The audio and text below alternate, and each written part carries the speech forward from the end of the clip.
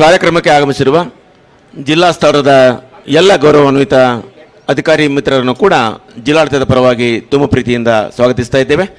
ಹಾಗೆಯೇ ಎಲ್ಲ ಸಂಘ ಸಂಸ್ಥೆಗಳ ಪದಾಧಿಕಾರಿಗಳನ್ನು, ಹಿರಿಯ ನಾಗರಿಕರನ್ನು, ನಿವೃತ್ತ ಸೈನಿಕರಾದಿಯಾಗಿ ಸರ್ವರನ್ನು ಸ್ವಾಗತಿಸ್ತಾ ಇದ್ದೇವೆ.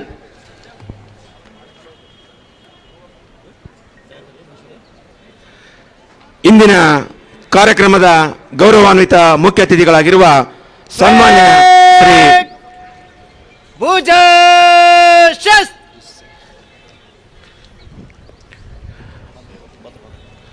ಇಂದಿನ ಕಾರ್ಯಕ್ರಮದ ಗೌರವಾನ್ವಿತ ಮುಖ್ಯ ಅತಿಥಿಗಳಾಗಿರುವ ಸನ್ಮಾನ್ಯ ಶ್ರೀ ಸತೀಶ್ ಲಕ್ಷ್ಮಣರಾವ್ ಜಾರಕಿಹೊಳಿ, ಮಾನ್ಯ ಲೋಕೋಪಯೋಗಿ ಸಚಿವರು, ಕರ್ನಾಟಕ ಸರ್ಕಾರ ಹಾಗೂ ಜಿಲ್ಲಾ ಉಸ್ತುವಾರಿ ಸಚಿವರನ್ನ ತುಂಬ ಪ್ರೀತಿಯಿಂದ ಕಾರ್ಯಕ್ರಮಕ್ಕೆ ಮಾನ್ಯ ಜಿಲ್ಲಾಡಳಿತದ ಪರವಾಗಿ ಸ್ವಾಗತಿಸ್ತಾ ಇದ್ದೇವೆ.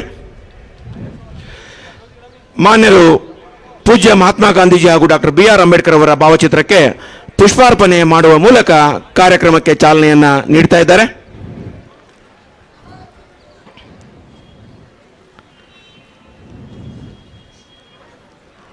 ಕಾರ್ಯಕ್ರಮಕ್ಕೆ ಆಗಮಿಸಿರುವ ಬೆಳಗಾವಿ ಉತ್ತರದ ಶಾಸಕರಾಗಿರುವ ಸನ್ಮಾನ್ಯ ಶ್ರೀ ಆಸಿಫ್ ಸೈಡ್ ಸಾಹೇಬ್ರವರನ್ನು ಕೂಡ ತುಂಬ ಪ್ರೀತಿಯಿಂದ ಕಾರ್ಯಕ್ರಮಕ್ಕೆ ಸ್ವಾಗತಿಸ್ತಾ ಇದ್ದೇವೆ.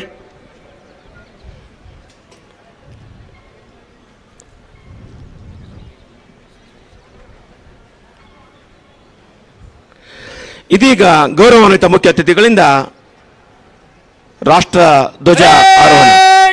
ರಾಷ್ಟ್ರೀಯ ವಂದನಾ ಶಾಸ್ತ್ರ.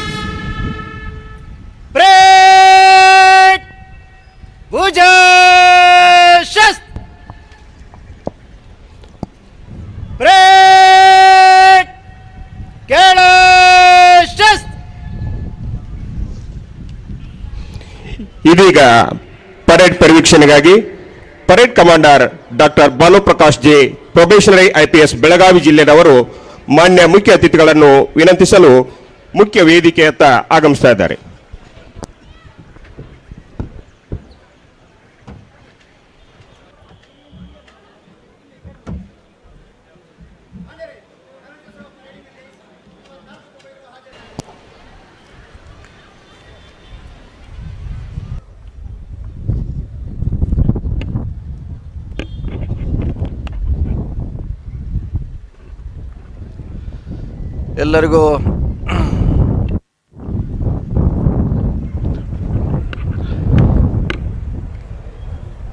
ಎಲ್ಲರಿಗೂ ಆತ್ಮೀಯ ನಮಸ್ಕಾರಗಳು. ಬೆಳಗಾವಿ ಜಿಲ್ಲೆಯ ಸಮಸ್ತ ನಾಗರಿಕರೇ, ಭಾರತ ರಾಷ್ಟ್ರವು ಗಣರಾಜ್ಯವೆಂದು 1950 ಜನವರಿ 26ರಂದು ಘೋಷಿಸಿಕೊಂಡಿತ್ತು. ಗಣರಾಜ್ಯೋತ್ಸವದ ಅಮೃತಗಳಿಗೆಲ್ಲಿ ಇಂದಿನ ಸಂಭ್ರಮದಲ್ಲಿ ಭಾಗಿಯಾಗಿರುವ ಎಲ್ಲ ಹಿರಿಯ ಕವಿ, ಸಾಹಿತಿಗಳು, ಚಿಂತಕರು, ಜಿಲ್ಲೆಯ ಎಲ್ಲ ಶಾಸಕ ಮಿತ್ರರು, ಸಂಸದರು, ಜನಪ್ರತಿನಿಧಿಗಳು, ನಾಗರಿಕರು ಮತ್ತು ಮಾಧ್ಯಮ ಸ್ನೇಹಿತರಿಗೆ ಗಣರಾಜ್ಯೋತ್ಸವ ಆರ್ಥಿಕ ಶುಭಾಶಯಗಳು. ಬೆಳಗಾವಿ ನೆಲ ರಾಷ್ಟ್ರಪಿತ ಮಹಾತ್ಮ ಗಾಂಧೀಜಿ ಅವರ, ಸಂವಿಧಾನ ಶಿಲ್ಪಿ ಡಾಕ್ಟರ್ ಬಾಬಾ ಸಾಹೇಬ್ ಅಂಬೇಡ್ಕರ್ ಅವರಂಥ ಮಹಾತ್ಮರ ನಡೆದಂಥ ನೆಲವಾಗಿದೆ. ಭಾರತ ರಾಷ್ಟ್ರವು ಗಣರಾಜ್ಯವೆಂದು 1950 ಜನವರಿ 26ರಂದು ಘೋಷಿಸಿಕೊಂಡಿತ್ತು. ಈ ದಿನವು ದೇಶದ ನಾಗರಿಕರಿಗೆ ರಾಷ್ಟ್ರದ ಜವಾಬ್ದಾರಿಯನ್ನು ನೀಡಿದ ದಿನವಾಗಿದೆ. ನಮ್ಮ ಸಂವಿಧಾನವನ್ನು ಒಪ್ಪಿಕೊಂಡು ದಿನವಿದು. ಗಣತಂತ್ರ ವ್ಯವಸ್ಥೆಯ ಭಾರತೀಯರಿಗೆ ಸಾರ್ವಭೌಮಾಧಿಕಾರವನ್ನು ಕಲಿಸಿಕೊಟ್ಟ ದಿನವಾಗಿದೆ. ಡಾಕ್ಟರ್ BR ಅಂಬೇಡ್ಕರ್ ಅವರಂಥ ಮಹಾನ್ ಮಾನವತಾವಾದಿಗಳು ರಾಷ್ಟ್ರದ ಅಭಿವೃದ್ಧಿ ಬಗ್ಗೆ ಹಗಲಿರುಳೆಂದು ಚಿಂತಿಸಿ ರಚಿಸಿದ ಸಂವಿಧಾನವು ಭವ್ಯ ಭಾರತಕ್ಕೆ ದಾರಿದೀಪ ಆಗಿದೆ. ಡಾಕ್ಟರ್ BR ಅಂಬೇಡ್ಕರ್ ದೂರದೃಷ್ಟಿ ಚಿಂತನೆ ಫಲವಾಗಿ ನಾವಿಂದು ಜಗತ್ತಿನ ಮಾದರಿಯಾದ ಸಂವಿಧಾನದ ವಾರಸರಾಗಿದ್ದೇವೆ.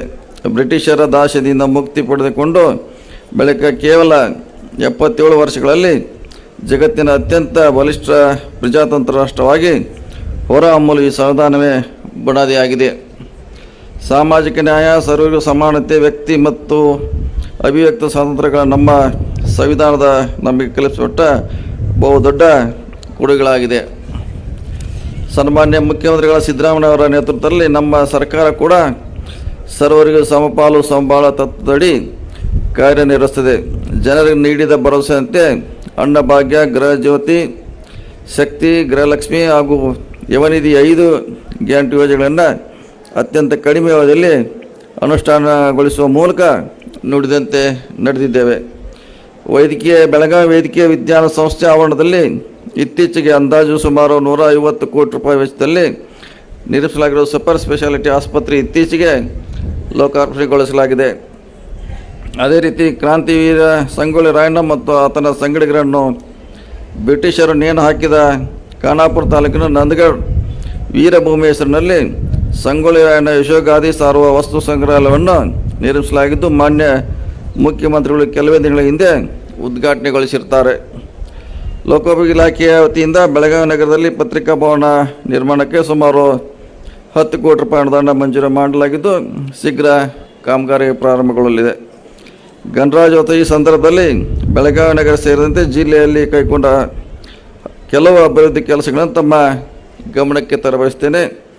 ಜಿಲ್ಲೆಯಲ್ಲಿ ಹಿಂಗಾರು ಹಂಗಾಮಿ 4.24 ಲಕ್ಷ ಹೆಕ್ಟೇರ್ ಬಿತ್ತನೆ ಗುರಿ ಹೊಂದಲಾಗಿದ್ದು, ಇಲ್ಲಿವರೆಗೆ ಸುಮಾರು 4 ಲಕ್ಷ ಹೆಕ್ಟೇರ್ ಪ್ರದೇಶದಲ್ಲಿ ಅಂದರೆ 100% ಹಿಂಗಾರಿ ಬೆಳೆಗಳ ಬಿತ್ತನೆ ಆಗಿರ್ತದೆ.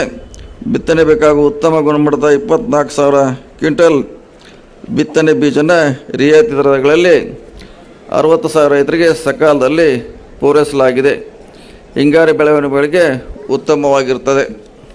ಪ್ರಸಕ್ತ ಸಾಲಿನಲ್ಲಿ ಆಯೋಗದಲ್ಲಿ ಘೋಷಿಸಿರುವಂತೆ ಜಿಲ್ಲೆಯಲ್ಲಿ ಸಕ್ಕರೆ ಕಾರ್ಖಾನೆಗಳ ಸಹಯೋಗದೊಂದಿಗೆ ಸುಮಾರು 1000 ಹೆಕ್ಟೇರ್ ಕಬ್ಬು ಪ್ರದೇಶದಲ್ಲಿ ಸಮಗ್ರ ಮಣ್ಣು ಮತ್ತು ನೀರಿನ ನಿರ್ವಹಣೆ, ಸಮರ್ಪಕ ತ್ಯಾಜ್ಯ ನಿರ್ವಹಣೆ, ನೀರಿನ ಬಳಕೆ ಹಾಗೂ ಸಮತೋಲನ ಪೋಷಕಾಂಶ ನಿವಾರಣೆ ಕುರಿತು ಜಾರಿಗೊಳಿಸಲಾಗಿರುತ್ತದೆ. ಸನ್ಮಾನ್ಯ ಮುಖ್ಯಮಂತ್ರಿಗಳು ಡಿಸೆಂಬರ್ ಮಾಹೆಯಲ್ಲಿ ನಮ್ಮ ಜಿಲ್ಲೆಯ ಬೆಳಗಾವಿ ತಾಲೂಕಿನ ಹುದಲಿ ಗ್ರಾಮದಲ್ಲಿ ಈ ಯೋಜನೆ ಚಾಲನೆ ನೀಡಿರುತ್ತಾರೆ. ಬೆಳೆ ವಿಮೆ ಯೋಜನೆಯಲ್ಲಿ 24-20 ಸಾಲಿನ ತೋಟಗಾರಿಕೆ ಬೆಳೆಗಳಿಗೆ ಮರು ವಿನ್ಯಾಸಗೊಳಿಸಲಾದ ಹವಾಮಾನ ಆಧಾರಿತ ಬೆಳೆ ವಿಮೆ ಯೋಜನೆ ಮತ್ತು ಪ್ರಧಾನಮಂತ್ರಿ ಫಸಲ್ ಬಿಮಾ ಯೋಜನೆಯಲ್ಲಿ 9,295 ರೈತರಿಗೆ ಒಟ್ಟು 96.36 ಕೋಟಿ ಮೊತ್ತದ ವಿಮೆಯನ್ನು ವಿತರಿಸಲಾಗಿದೆ. ಜಿಲ್ಲೆಯಲ್ಲಿ 25-20 ಸಾಲಿನ ಮುಂಗಾರು ಹಂಗಾಮಿನಲ್ಲಿ ಅತಿವೃಷ್ಟಿಯಿಂದಾಗಿ ಒಟ್ಟು 3,870 ಜನ ರೈತರು 3,320 ಹೆಕ್ಟೇರ್ ಪ್ರದೇಶದಲ್ಲಿ ತೋಟಗಾರಿಕೆ ಬೆಳೆ ಹಾನಿಯಾಗಿದ್ದು, ಸದರಿ ರೈತರಿಗೆ ಒಟ್ಟು 523.15 ಲಕ್ಷ ಬೆಳೆ ಹಾನಿ ಪರಿಹಾರಕ್ಕಾಗಿ ವರದಿ ಸಲ್ಲಿಸಲಾಗಿದೆ. ಹಸಿವು ಮುಕ್ತ ಕರ್ನಾಟಕ ಇದು ನಮ್ಮ ಸರ್ಕಾರದ ಮುಖ್ಯ ಧ್ಯೇಯವಾಗಿದೆ. ಇದಕ್ಕಾಗಿ ರಾಜ್ಯ ಸರ್ಕಾರ 5 ಗ್ಯಾರಂಟಿಗಳಲ್ಲಿ ಪ್ರಮುಖವಾದ ಗ್ಯಾರಂಟಿ ಅನ್ನಭಾಗ್ಯ ಯೋಜನೆ ಜಾರಿಗೊಳಿಸಲಾಗಿದೆ. ಜುಲೈ 23 ಮಾಹೆಯಿಂದ 5 ಕೆಜಿ ಅಕ್ಕಿ ಜೊತೆಗೆ ಇನ್ನುಳಿದ 5 ಕೆಜಿ ಅಕ್ಕಿ ಮೊತ್ತಕ್ಕೆ ಸಮನಾಗಿ ಚೀಟಿ ಕುಟುಂಬದ ಮುಖ್ಯಸ್ಥರಂತೆ ಬ್ಯಾಂಕ್ ಖಾತೆಗೆ ನೇರವಾಗಿ ಚೀಟಿ ಪ್ರತಿ ಸದಸ್ಯಕ್ಕೆ 170 DBT ಮೂಲಕ ಹಣ ಜಮಾ ಮಾಡಲಾಗಿರ್ತದೆ. ಜುಲೈ 23ರಿಂದ ಡಿಸೆಂಬರ್ 24ರವರೆಗೆ ಸುಮಾರು 1,025 ಕೋಟಿ ಮೊತ್ತದ ಜಿಲ್ಲೆಯ ಫಲಾನುಭವಿಗಳಿಗೆ ಬ್ಯಾಂಕ್ ಖಾತೆಗೆ ಜಮಾ ಮಾಡಲಾಗಿದ್ದು, ಫೆಬ್ರವರಿ 25ರ ಮಾಹೆಯಿಂದ DBT ಹಣದ ಬದಲಾಗಿ ಪ್ರತಿ ಫಲಾನುಭವಿಗೆ 10 ಕೆಜಿ ಅಕ್ಕಿಯನ್ನು ನೀಡಲಾಗುತ್ತದೆ. ಗೃಹಲಕ್ಷ್ಮಿ ಯೋಜನೆಯಲ್ಲಿ 11,87,463 ಫಲಾನುಭವಿಗಳ ಗುರಿ ನಿಗದಿಪಡಿಸಿದ್ದು, ಇಲ್ಲಿವರೆಗೆ 11,87,179 ಫಲಾನುಭವಿಗಳು ನೋಂದಣಿ ಆಗಿರುತ್ತಾರೆ. ಇಲ್ಲಿವರೆಗೆ ಮಾಸಿಕ 2,000 ಅಂತೆ 24 ಕಂತುಗಳನ್ನು 5,466 ಕೋಟಿ ಹಣವನ್ನು ಫಲಾನುಭವಿಗಳ ಬ್ಯಾಂಕ್ ಖಾತೆಗೆ ನೇರ ನಗದು ವರ್ಗಾವಣೆ ಮೂಲಕ ಜಮಾ ಮಾಡಲಾಗಿರುತ್ತದೆ. ಗೃಹ ಜ್ಯೋತಿ ಯೋಜನೆಯಲ್ಲಿ ಬೆಳಗಾವಿ ಜಿಲ್ಲೆ ಒಟ್ಟು 10,52 ಅರ್ಹ ಫಲಾನುಭವಿಗಳಿದ್ದು ಸದರಿ ಯೋಜನೆಯಲ್ಲಿ ಒಟ್ಟು 10,28,00,000 ಬಳಕೆದಾರರು ನೋಂದಾಯಿಸಿರುತ್ತಾರೆ. ಎಲ್ಲ ಅರ್ಹ ಫಲಾನುಭವಿಗಳಿಗೆ ಗೃಹಜ್ಯೋತಿ ಯೋಜನೆಯಲ್ಲಿ ಸರಾಸರಿ ಬಳಕೆ ಆಧಾರದ ಮೇಲೆ ಮಾಸಿಕ 2,200 ಯೂನಿಟ್ವರೆಗೆ ಉಚಿತ ವಿದ್ಯುತ್ತನ್ನು ನೀಡಲಾಗುತ್ತದೆ. ಜಿಲ್ಲಾ ಆರೋಗ್ಯ ಮತ್ತು ಕುಟುಂಬ ಕಲ್ಯಾಣ ಇಲಾಖೆಯ ಇಂಜಿನಿಯರಿಂಗ್ ವಿಭಾಗದಿಂದ 25-20 ಸಾಲಿನಲ್ಲಿ ಒಟ್ಟು 211 ಕೋಟಿ ಅನುದಾನ ಅನುಮೋದನೆಗೊಂಡಿದ್ದು 88 ಕಾಮಗಾರಿಗಳು ಪ್ರಗತಿಯಲ್ಲಿವೆ. ಇದರಲ್ಲಿ ಬೆಳಗಾವಿ ಜಿಲ್ಲೆಯ ಅಥಣಿ 50ರಿಂದ 100 ಹಾಸಿಗೆ ತಾಯಿ ಮತ್ತು ಮಕ್ಕಳ ಆಸ್ಪತ್ರೆ, ಮೇಲ್ದರ್ಜೆಗೆ ರಾಮದುರ್ಗ ಮತ್ತು ಸವದತ್ತಿ ತಾಲೂಕಾ ಆಸ್ಪತ್ರೆಗಳ ನಿರ್ಮಾಣಕ್ಕೆ 63 ಕೋಟಿ ಟೆಂಡರ್ ಇರುತ್ತದೆ. ಬೆಳಗಾವಿಯಲ್ಲಿ ಭೀಮ್ಸ್ ಆವರಣದಲ್ಲಿ ಕಿದ್ವಾಯಿ ಪ್ರಾದೇಶಿಕ ಕ್ಯಾನ್ಸರ್ ಕೇಂದ್ರ ನಿರ್ಮಾಣ ಕಾಮಗಾರಿ 35 ಟೆಂಡರ್ ಇರುತ್ತದೆ. ಶಕ್ತಿ ಯೋಜನೆಯಲ್ಲಿ ಬೆಳಗಾವಿ ಜಿಲ್ಲೆ ಒಟ್ಟು 15 ಬಸ್ ಘಟಕಗಳಿಂದ 1590 ಬಸ್ಗಳ ಪ್ರತಿದಿನ ಕಾರ್ಯಾಚರಣೆ ಮಾಡಲಾಗುತ್ತಿದ್ದು, ಶಕ್ತಿ ಯೋಜನೆಯ ಪೂರ್ವದಲ್ಲಿ ಪ್ರತಿದಿನ ಸರಾಸರಿ 5.40 ಲಕ್ಷ ಪ್ರಯಾಣಿಕರ ಪ್ರಯಾಣಿಸಿದ್ದರು. ಈ ಶಕ್ತಿ ಯೋಜನೆ ಪ್ರಾರಂಭ ಆದ ನಂತರ ಸರಾಸರಿ ಒಟ್ಟು 8 ಲಕ್ಷ ಪ್ರಯಾಣಿಕರು ಜಿಲ್ಲೆಯಲ್ಲಿ ಪ್ರಯಾಣ ಮಾಡ್ತಿದ್ದಾರೆ.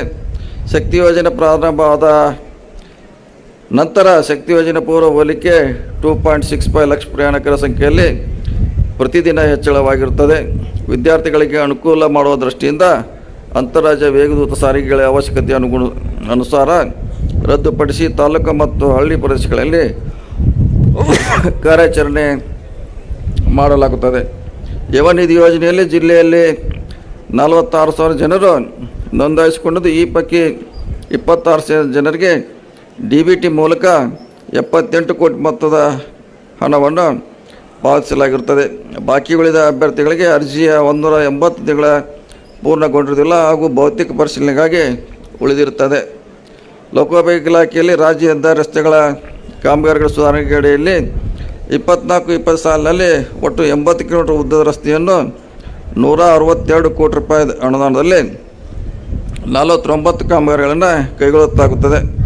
ಒಟ್ಟು 33.928 ಕಿಲೋಮೀಟರ್ ಉದ್ದದ ರಸ್ತೆಯನ್ನು ಅಭಿವೃದ್ಧಿಪಡಿಸಲಾಗಿದೆ.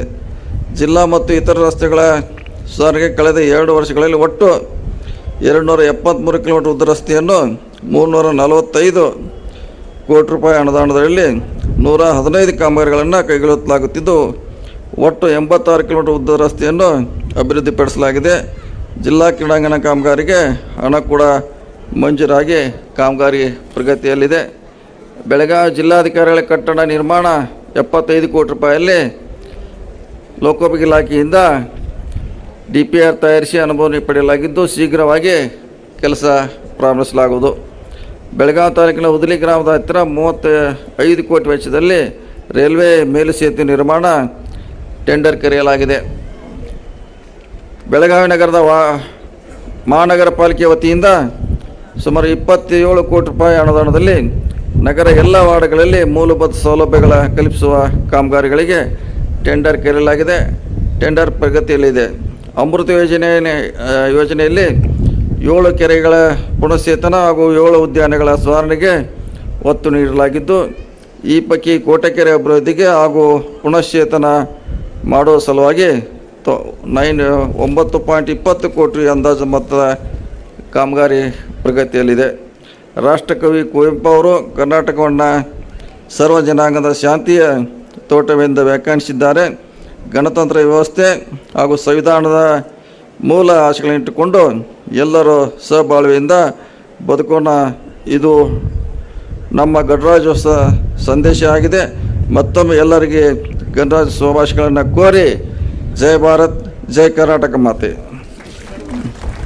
ಸರ್ವರಿಗೂ ಸಮಪಾಲು ಸರ್ವರಿಗೂ ಸಮಬಾಳು ಎಂಬ ತತ್ವದಡಿ ಸ್ಮಾರ್ಟ್ ಬೆಳಗಾವಿ ಜಿಲ್ಲೆ ಸಮೃದ್ಧ ಸಂತಸದ ಕರ್ನಾಟಕಕ್ಕಾಗಿ ಘನ ಕರ್ನಾಟಕ ಸರ್ಕಾರದ ಸಂಕಲ್ಪವನ್ನು ಸಾದರಪಡಿಸಿ ಘನ ರಾಜ್ಯೋತ್ಸವ ಸಂದೇಶ ನೀಡಿದ ಸನ್ಮಾನ್ಯ ಶ್ರೀ ಸತೀಶ್ ಜಾರಕಿಹೊಳಿ, ಮಾನ್ಯ ಲೋಕೋಪಯೋಗಿ ಇಲಾಖೆ ಸಚಿವರು, ಕರ್ನಾಟಕ ಸರ್ಕಾರ ಹಾಗೂ ಬೆಳಗಾವಿ ಜಿಲ್ಲಾ ಉಸ್ತುವಾರಿ ಸಚಿವರು ಇವರಿಗೆ ತಮ್ಮೆಲ್ಲರ ಜೋರಾದ ಚಪ್ಪಾಳೆ ಮೂಲಕ ಧನ್ಯವಾದಗಳನ್ನು ಸಲ್ಲಿಸೋಣ. ಸಾವಧಾನ್. ಇದೀಗ ನಿರ್ಗಮನ ಪಥಸಂಚಲನಕ್ಕೆ ಪರೇಡ್ ಕಮಾಂಡರ್ ಅವರು ಗೌರವಾನ್ವಿತ ಮುಖ್ಯ ಅತಿಥಿಗಳಿಂದ ಅನುಮತಿ ಯಾಚನೆ ಮಾಡಲು ಶಿಸ್ತಿನ ಹೆಜ್ಜೆಗಳೊಂದಿಗೆ ಮುಖ್ಯ ವೇದಿಕೆಯತ್ತ ಆಗಮಿಸ್ತಾ ಇದ್ದಾರೆ. ಅನುಮತಿ ಯಾಚನೆಯ ನಂತರ ಕೆಲವೇ ಕ್ಷಣಗಳಲ್ಲಿ ನಿರ್ಗಮನ ಪಥಸಂಚಲನ.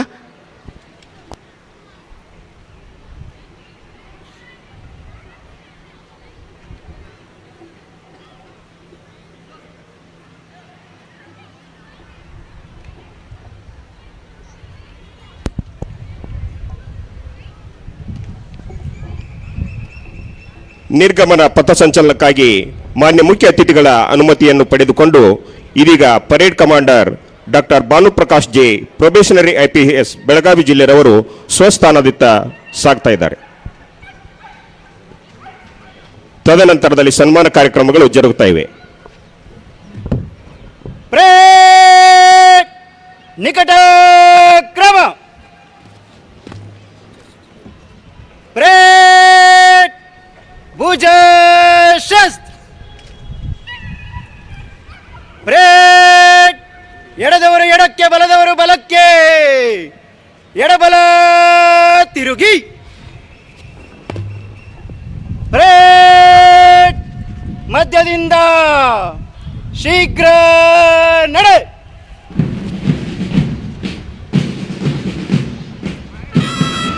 ಜೋರು ಚಪ್ಪಾಳೆಯೊಂದಿಗೆ ಪಥಸಂಚಲನದಲ್ಲಿ ಭಾಗವಹಿಸಿರುವ ಎಲ್ಲ ತಂಡದ ಶ್ರಮವನ್ನು ಶ್ಲಾಘಿಸುತ್ತಾ ಅವರನ್ನು ಜಿಲ್ಲಾಡಳಿತದ ಪರವಾಗಿ ಅಭಿನಂದಿಸ್ತಾ ಇದ್ದೇವೆ. ಇನ್ನೇನು ಕೆಲವೇ ಕ್ಷಣಗಳಲ್ಲಿ ಸನ್ಮಾನ ಕಾರ್ಯಕ್ರಮ ಆರಂಭಗೊಳ್ತಾ ಇದೆ.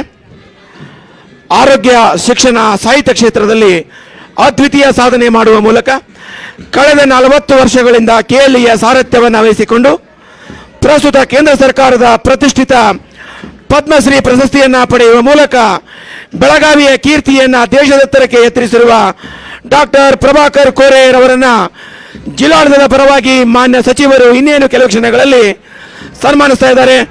ಮಾನ್ಯರನ್ನ ಮುಖ್ಯ ವೇದಿಕೆಗೆ ನಾವು ತುಂಬ ಗೌರವದಿಂದ ಸ್ವಾಗತಿಸ್ತಾ ಇದ್ದೇವೆ.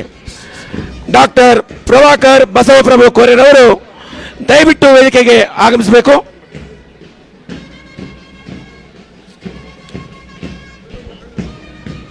KLE ಸಂಸ್ಥೆಯ ಕಾರ್ಯಾಧ್ಯಕ್ಷರಾಗಿ 36 ಇದ್ದ ಶಿಕ್ಷಣ ಸಂಸ್ಥೆಗಳ ಸಂಖ್ಯೆಯನ್ನ 316ಕ್ಕೆ ಹೆಚ್ಚಿಸುವ ಮೂಲಕ ಬೆಳಗಾವಿಯಷ್ಟೇ ಅಲ್ಲದೆ ಇತರೆ ರಾಜ್ಯಗಳಿಗೂ ಕೂಡ ಉತ್ಕೃಷ್ಟ ದರ್ಜೆಯ ಒಂದು ವೈದ್ಯಕೀಯ ಸೌಲಭ್ಯಗಳನ್ನು KLE ಸಂಸ್ಥೆಯ ಮೂಲಕ ಒದಗಿಸುವಂತ ಅವಿಸ್ಮರಣೀಯ ಕಾರ್ಯವನ್ನು ಗೈದಿರತಕ್ಕಂಥ ಶ್ರೀಯುತ ಪ್ರಭಾಕರ್ ಕೋರೆಜಿಯವರು ಮಾಜಿ ರಾಜ್ಯಸಭಾ ಸದಸ್ಯರು ಹಾಗೂ ನಿಕಟಪೂರ್ವ ಕಾರ್ಯಾಧ್ಯಕ್ಷರು ಡಾಕ್ಟರ್ ಪ್ರಭಾಕರ್ ಕೋರೆ ವೈದ್ಯಕೀಯ ಸಂಶೋಧನಾ ಕೇಂದ್ರ ಇವರಿಗೆ ಪ್ರತಿಷ್ಠಿತ ಕೇಂದ್ರ ಸರ್ಕಾರದ ಪದ್ಮಶ್ರೀ ಪ್ರಶಸ್ತಿಗೆ ಲಭಿಸಿರುವುದು ನಮ್ಮ ಬೆಳಗಾವಿಯ ಹೆಮ್ಮೆಯನ್ನ ಭಾರತದಾದ್ಯಂತ ಬಾನೆತ್ತರಕ್ಕೆ ಪಸರಿಸಿದೆ. ಅವರಿಗೆ ಈಗ ಜಿಲ್ಲಾಡಳಿತದ ವತಿಯಿಂದ ಆತ್ಮೀಯ ಸನ್ಮಾನ ಜರುಗ್ತಾ ಇದೆ.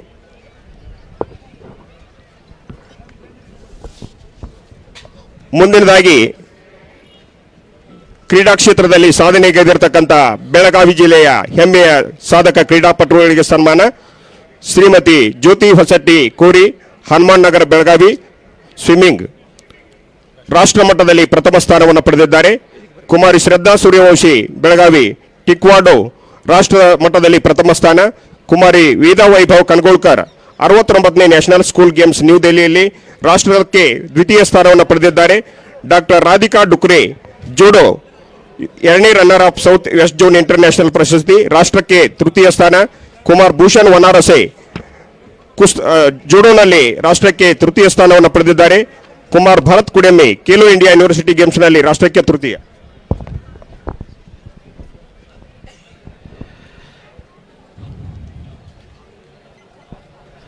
ಪದ್ಮಶ್ರೀ ಪ್ರಶಸ್ತಿಯನ್ನ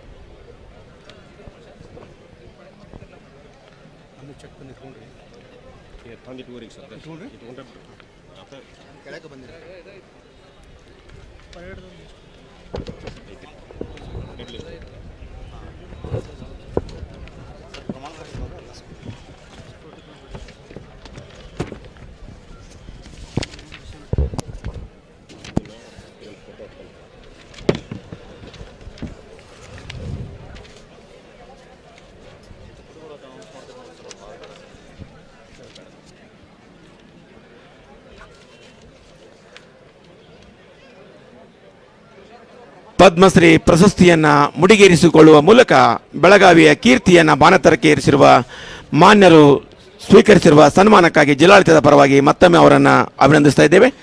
ಕ್ರೀಡಾ ಕ್ಷೇತ್ರದ ಸಾಧಕರು ವೇದಿಕೆ ಬರಬೇಕು. ಕುಮಾರ್ ಶ್ರೀ ಸಂಜನಾ ಚೌಹಾಣ್ ಕಾರ್ಟ್ವೀಲ್ನಲ್ಲಿ ಇಂಟರ್ನ್ಯಾಷನಲ್ ಬುಕ್ ರೆಕಾರ್ಡ್ನಲ್ಲಿ ದಾಖಲಾಗಿದ್ದಾರೆ.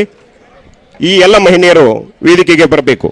ಶ್ರೀಮತಿ ಜ್ಯೋತಿ ಹೊಸಟ್ಟಿ ಕೋರಿ, ಕುಮಾರಿ ಶ್ರದ್ಧಾ ಸೂರ್ಯವಂಶಿ, ವೇದಾ ವೈಭವ್